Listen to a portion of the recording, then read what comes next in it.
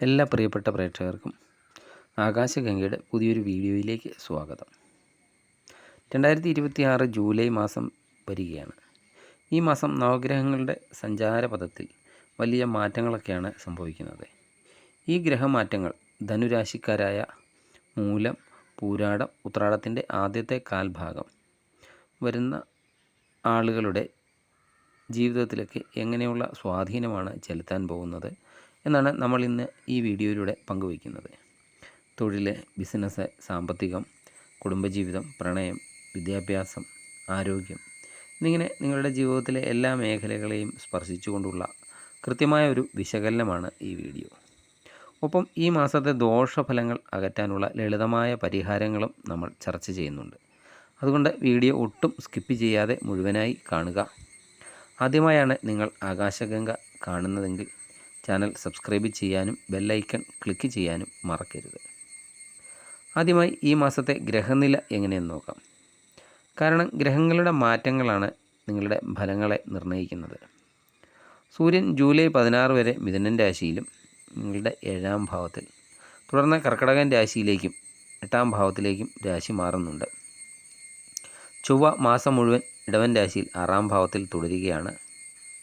July 7-ാം തീയതി കർക്കിടകൻ രാശിയിൽ നിന്ന് ബുധൻ വക്രഗതിയിൽ മിഥുനൻ രാശിയിലേക്ക് രാശി മാറുന്നുണ്ട്. വ്യാഴം, നിങ്ങളുടെ രാശിയാധിപനാണ് വ്യാഴം. വ്യാഴം കർക്കിടകൻ രാശിയിൽ 8-ാം ഭാവത്തിൽ ഉച്ചസ്ഥനായിട്ട് നിൽക്കുകയാണ്.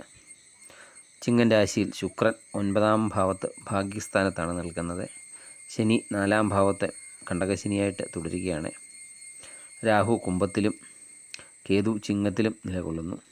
ഈ ഒരു ഗ്രഹനില ധനുരാശിക്കാരെ സംബന്ധിച്ച് സമ്മിശ്രമായ ഫലങ്ങളാണ് തരുന്നത്. ചില മേഖലകളിൽ വലിയ മുന്നേറ്റവും മറ്റു ചിലയിടങ്ങളിൽ കടുത്ത ജാഗ്രതയും ആവശ്യമാണ്. എന്തൊക്കെയാണ് എന്ന് നമുക്ക് വിശദമായി നോക്കാം. ആദ്യം തന്നെ ധനുരാശിക്കാരുടെ തൊഴിൽ എങ്ങനെയിരിക്കുമെന്ന് നോക്കാം. 6-ാം ഭാവത്തിലെ ചൊവ്വയുടെ സ്ഥിതി നിങ്ങൾക്ക് ശത്രുക്കളെ ജയിക്കാനുള്ള കരുത്തൊക്കെ നൽകുന്നതാണ്. ജോലിസ്ഥലത്ത് നിങ്ങളെ തളർത്താൻ നോക്കുന്നവരുടെ തന്ത്രങ്ങളെയൊക്കെ ബുദ്ധിപൂർവ്വം മറികടക്കാൻ സാധിക്കുന്നതാണ്. എന്നാൽ 4-ാം ഇടത്തിലെ ശനിയും 8-ലെ വ്യാഴവും നിൽക്കുന്നതിനാൽ ജോലിയിൽ കടുത്ത മാനസിക സമ്മർദ്ദമൊക്കെ അനുഭവപ്പെടാൻ സാധ്യതയുണ്ട്. അതുപോലെ പകുതി വഴിയിൽ മുടങ്ങിപ്പോയ പ്രൊജക്റ്റുകളൊക്കെ പൂർത്തിയാക്കാൻ കഠിനമായിട്ടൊക്കെ അധ്വാനിക്കേണ്ടതായും വരാം. ജൂലൈ 16-ന് ശേഷം സൂര്യൻ 8-ാം ഭാവത്തിലേക്കൊക്കെ മാറുന്നതോടെ മേലുദ്യോഗസ്ഥരുമായിട്ടൊക്കെ സംസാരിക്കുമ്പോൾ അതീവ ശ്രദ്ധയൊക്കെ പുലർത്തണം. അനാവശ്യമായ വാഗ്വാദങ്ങളിൽ നിന്നൊക്കെ ഒഴിഞ്ഞു നിൽക്കുക. പ്രത്യേകം ശ്രദ്ധിക്കേണ്ട കാര്യം, ഈ മാസം ജോലി മാറ്റത്തിന് അനുകൂലമായ സമയമല്ല. കയ്യിലിരിക്കുന്ന ജോലിയൊക്കെ കളഞ്ഞിട്ട് മറ്റൊന്നിന് ശ്രമിക്കുന്നത് ചിലപ്പോൾ വലിയ ബുദ്ധിമുട്ടുകളൊക്കെ ഉണ്ടാക്കിയേക്കാം. ഇനി ബിസിനസ് ചെയ്യുന്നവർക്ക് ജൂലൈ 7-ന് ശേഷം ബുധൻ 7-ാം ഭാവത്തിലേക്കൊക്കെ വക്രഗതിയിൽ വരുന്നത് വഴി പഴയ ബിസിനസ് ബന്ധങ്ങളൊക്കെ പുനഃസ്ഥാപിക്കാൻ സാധിക്കുന്നതാണ്. എങ്കിലും പങ്കാളിത്ത ബിസിനസ്സൊക്കെ ചെയ്യുന്നവരെ പങ്കാളിയുമായിട്ടൊക്കെയുള്ള ഒരു അണ്ടർസ്റ്റാൻഡിംഗ് ഒക്കെ നിലനിർത്തുക. വലിയ നിക്ഷേപങ്ങൾ ഈ മാസം ഒഴിവാക്കുന്നതും നല്ലതാണ്. ഇനി ധനുരാശിക്കാരുടെ സാമ്പത്തിക വശം എങ്ങനെയുണ്ടെന്ന് നോക്കാം. സാമ്പത്തികമായി ഈ മാസം നിങ്ങൾക്ക് ചില വെല്ലുവിളികളൊക്കെ നിറഞ്ഞതായിരിക്കും.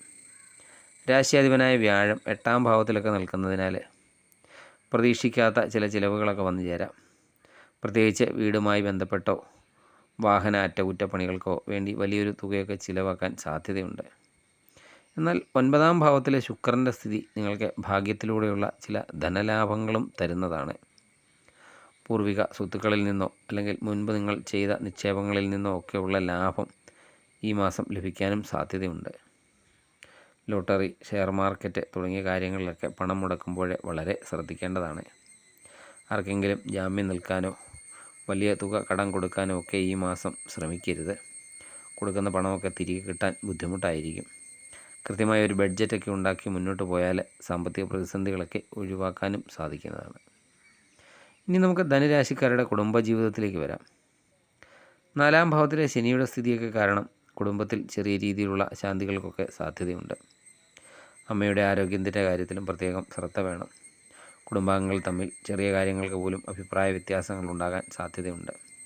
ജൂലൈ 16 വരെ സൂര്യൻ 7-ാം ഭാവത്തിലൊക്കെ നിൽക്കുന്നതിനാൽ ജീവിത പങ്കാളിയുമായിട്ട് ഈഗോ സംബന്ധമായ പ്രശ്നങ്ങൾ ഉണ്ടാകാതെയും ശ്രദ്ധിക്കേണ്ടതാണ്. പങ്കാളിയുടെ വാക്കുകളെയൊക്കെ മാനിക്കാൻ തയ്യാറാകുക.